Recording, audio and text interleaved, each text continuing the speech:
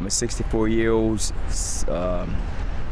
lifelong resident of New Orleans, 30-year law enforcement officer with the New Orleans Police Department. Recently retired February of 2009.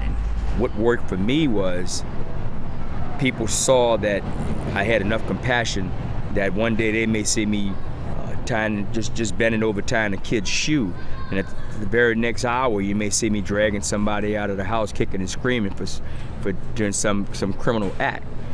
But it was all done compassionately, and people got to understand that I was not there as the enemy. I was actually there as a person to help them bring their quality of life up. The underlying focus for me was, how do we keep these kids, the young kids, from going in the same direction as their older siblings? And that was the challenge for me. And once people start to understand that it's not about me, it's not about them, it's about how we give these kids a chance to live in life, then it worked. And it worked for me very, very well.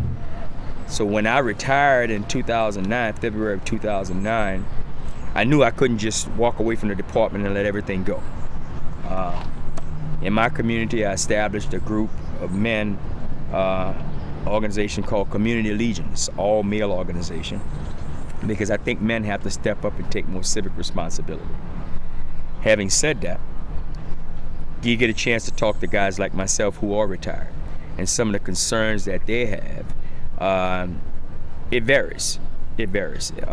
Some guys talk about the fact that they're not, with a good retirement, with the healthcare issue coming to play, it's more taxing on them, each year, because insurance keeps going up and up and up, and that's problematic for them. Some of them find themselves that they thought they had a comfortable retirement and find themselves having to go back and take a little part-time job just to supplement income.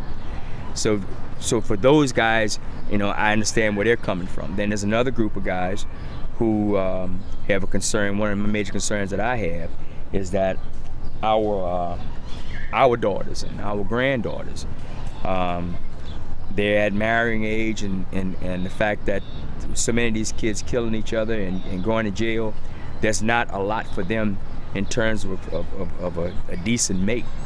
And all of that affects us as a community.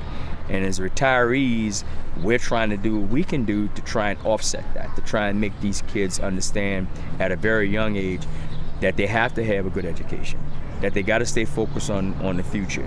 And it's really not for me, it's really for what we're leaving behind, what type of legacy we're leaving behind. And that's basically where I am in terms of what I see myself doing in this community.